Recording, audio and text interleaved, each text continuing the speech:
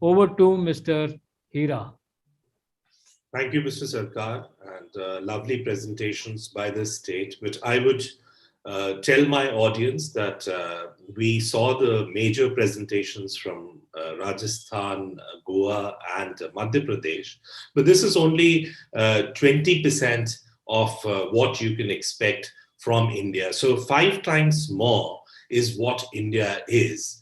And for quite some time, I would say that a picture of difficulty was painted of India, excluding many of its products that catered to classes. The painting of India was evasive of what India actually is. As a destination, it has evolved immensely in the past decade or so, and the evolution still continues for the luxury travel in India, or travel per se. I mean, travel overall, the travel scene in India, the tourism in India. In fact, India, I would say, by virtue, has been a luxury destination, leave alone our palaces and forts, which are, of course, wonderful, as the lady from Rajasthan showed in her presentation. But just let's take an example of Taj Mahal, maybe. So, if literally you see Taj Mahal, it's a grave, but with layers of history, mesmerizing stories, crafted with luxury and aesthetic design. Similarly, you see our rock-cut temples, the magnificent churches and the mosques. So why only that? Even our water-fetching wells, I would say, are steeped in luxury. Our residences, our corporate buildings, our government buildings, all of them are aesthetically designed in luxury. So some of the best luxury properties, of course, full of experiences and opulence, belong to India, including, as you were shown in the Rajasthan presentation, the old palaces, the forts that have been put to kind of adaptive reuse. And then there are amazing experiential luxury boutique stays in India, the old bungalows, tea estates, the hunting lodges, beach retreats, full of stories and unique immersive experiences. So even in the state like Madhya Pradesh, their jungle resorts are some of the best jungle resorts that can be promised in India. And then there are these luxury trains, of course, the Maharajas Express and the Palace on Wheels, the Deccan Odyssey, as Mr. Sarkar was talking about in detail. So this is not only promising you luxury and experience in a destination, but in the journey to these destinations as well. So that's what India promises. So the journey of luxury and the destination full of luxury. Now, I would like to mention here that the luxury travel is a word that is often misunderstood as just the opulence, the ultra comfort, and the super expensive services. Gone are the days when gold bathtubs and travel in the Rolls-Royce boat tail costing above 200 crores is just what luxury was. So high standards, of course, means in the means of travel, accommodation, and dining, of course, is on the list, but the meaning has transformed quite a bit, and it is now about meaningful journeys and authentic experiences. Travelers now when all this, there was a time when all this was in a scarcity in India and many other places, but not so now. So the main add-ons now to the luxury travel is the in-depth understanding and immersion into the local culture, and people just don't want to see it's not touch and go tourism anymore. They want to participate, learn, and that's what luxury travel has transformed to now. So with the increase in purchasing power and evolved lifestyle that fitted into the definition of luxury yesterday is just become a necessity today. And for most of us, It is a part of our usual travel requirement. And to cater to this market, obviously, we have luxury in abundance. Rather, it's widespread and much more available in India than I would say in any other destination. In terms of luxurious stays, we have that in abundance and in multiple locations.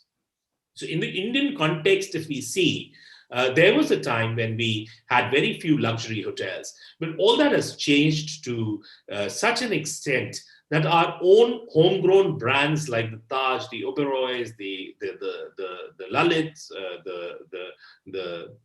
and so many other brands have made a mark in the luxury conscious market.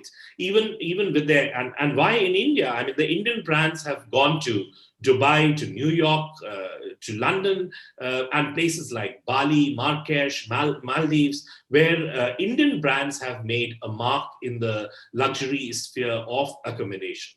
And then when I'm mentioning this, I must also take names of the foreign brands that have realized the opportunity and the huge opportunity that India has, both in terms of domestic and the inbound travel market, are the Marriott's, the Accor hotels, and like Raffles more recently, which is one of the top brands, and then the Hyatts, the Four Seasons, the Aman, all these have a huge presence in India and in multiple locations, mind you. Plus, their ever expanding footprints in the country. This is a fair realization of what India is, and for the tourist as well, what they can expect out of India when they are traveling to India. And as someone before me said, that it was the land, it's no more just the land of, I think Mr. Sanjay was mentioning, it's no more the land of the snake charmers. But the point is that we have developed quite a bit. And this is the message that we want to give from this platform, that what kind of luxury one can expect when one is traveling to India, and what kind of things we can offer. So, as I said, the definition has evolved. It includes immersiveness, it includes knowledge, exclusivity, non-touristy, traveling to non-touristy places, trying out non-touristy products. India is the destination where at every 50 miles, the history, the language, the culture, the cuisine, and the craft change. And each set, mind you, is a unique offer in itself. Today's luxury travel is to be able to get under the skin of the destination, understand it more intrinsically, and above all, having access to the places that are non-touristy or generally not available or easily not available to the mass tourists. So luxury is, I would say, is all about the feeling of having done what others haven't or what others can't. So I must mention here about the food, the lovely thali that Ms. Sarosh showed from Rajasthan. It's a huge luxury experience in India. Not only in eating the exotic and unheard, but also learning about it, and that's only possible in India. Not only that, it is as diverse, I would say, as the country itself, and quite contrasting too. But the traditional cooking methods, the food history, and the understanding makes it a huge experience, a very unique kind of a privilege for the travelers to India. So imagine the kind of chicken where actually the chicken are fed with saffron, gold, silver, pearl, dust to provide the flavor to the finished meat, or the Guji pulao from Kashmir, which is made of very expensive ingredients, the yellow morels in Kashmir and parts of Himachal Pradesh as well. The cooking methods of zami dos, the pit cooking, where you dig a pit and then you cook the dishes in that with a fire. So very popular as hunters' cuisine in Rajasthan, or places like in my state of Uttar Pradesh, which is called Zamidos, or the wood-fired oven, which you can find everywhere. I mean, breads being baked at 500 degrees centigrade. So and then laced with saffron milk infused with saffron. So these are the kinds of dum-cooked cooking, or cooking in sealed pots. This is what luxury experience is, and India promises all of that. So today's luxury travel also needs retreat, as it was about we were talking about Ayurveda. I mean, our medicinal system, in terms of rejuvenation, we have become really very conscious about our mental and physical well-being, our health, the wellness, the medical science, the science that was developed by God Dhanvantri himself is Ayurveda, and the more than 5,000 year old science, and being followed is still, and with the right in a very religious manner. We do go back to our systems of Ayurveda when the modern systems of medicines fail. So, and then there, of course, is yoga, originated from India. We have given it to the world, and what a luxury it would be to be in India, to get into such kind of medicinal systems, and to the wellness, to experience the wellness at the place where the wellness began from. So yoga is a huge subject, and we have given it to the world. It has, and India has shown enough soft power through its yoga, and we have some of the marvelous wellness resorts and getaways across India. I mean, Kerala, of course. In your presentation, Mr. Sarkar had shown you some of the wonderful resorts in Kerala, but similarly, you have a lot in spas in Madhya Pradesh and Goa. So all the states of India, and mind you, as I said, it's only 20% that has been shown to you of India. So 5 times more we have in terms of luxury travel experience in India. Sustainable travel is another thing which is now associated with luxury. So it's the sustainable travel, I would say, rechristened as the responsible travel, is yet another inclusion in the meaning of luxury travel. It is not about self-indulgence anymore. Today, it's about responsibility towards environment, towards host population, cultures, and appreciation for local in its most local form. Luxury travel, I would say, is no more about conspicuous consumption. In fact, it now is travel in comfort for the want of genuine local experiences, especially curated and unavailable to the masses, and that incorporate the element of responsibility. And which better place other than India there could be to have all of this and so much of it? Welcome to India, a bespoke destination by virtue. Thank you, Mr. Sarkar. Over to you. Thank you, Prateek. It was a very informative message from you, and you talked about the entire India. 80% is still pending. We all know that, but with the time limit we have to undergo all such presentation with our limitations. Thank you very much. And before I go towards the conclusion of our session, if any questions from the participants are there, you may please ask directly to the panelist or the speakers. And if anything you have in the chat box, it will be taken care of. Thank you so much. And we wait for some of the questions. In the meantime, I have received one question that the plan for states to market luxury tourism, which are the source market, and the question is the royal cuisine, which are the best states or cities to visit. I think Mr. Hira has already explained that which are the places for luxury for cuisine. Though India is a country of various foods and cultures, every corner there is a different state, different taste. So taste of food is different from north to south to east to west.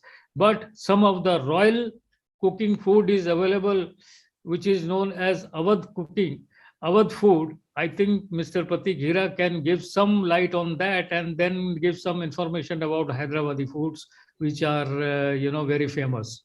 It's just in short because when food is a subject which is closest to my heart, and food everywhere in India is very diverse. As I said, every 50 miles, the food taste, the taste changes, the cooking methods change. So that's how diverse India is.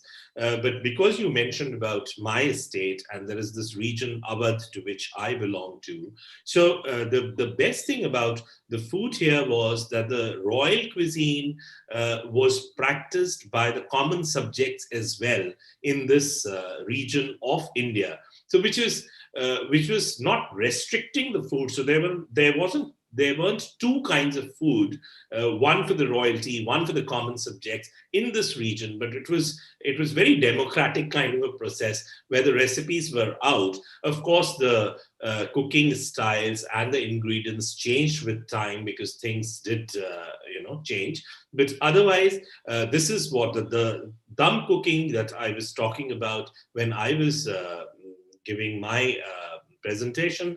The dum cooking is one kind of cooking where you cook in sealed pots overnight for almost 8 to 9 hours. So it's a slow cooking process, and the meat or the vegetables, rice, all cook in their own juices. So that's what Awadhi cuisine. The kebabs, which came from the regions of Gulf, and they came from Arab and came to this region. They were refined and they became melt and mouth kebabs. There's a kind of kebab which is the Galavat kebab. So these are not meat pieces, but they are melt because they are cooked form of kebab. They are not only baked or roasted or grilled, but they are actually cooked forms of kebabs.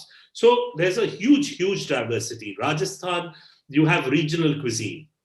Within one state, you have multiple regions. And within, when you talk about the royal cuisine, yeah, the royalty, like Miss Sarosh was mentioning, that each place will have a royal haveli, a royal palace, because they had small royalties spread throughout the state of Rajasthan. Rajasthan term comes as a state of royalty. So each state had its own royal cuisine, which is still prevalent. And not only royal cuisine, there's royal alcohol as well. So there are alcoholic drinks also that are made in Rajasthan, which is very peculiar to Rajasthan. So food, of course, is a huge subject of diversity. And I'm sure for the tourists coming to India, this should be on their wish list always.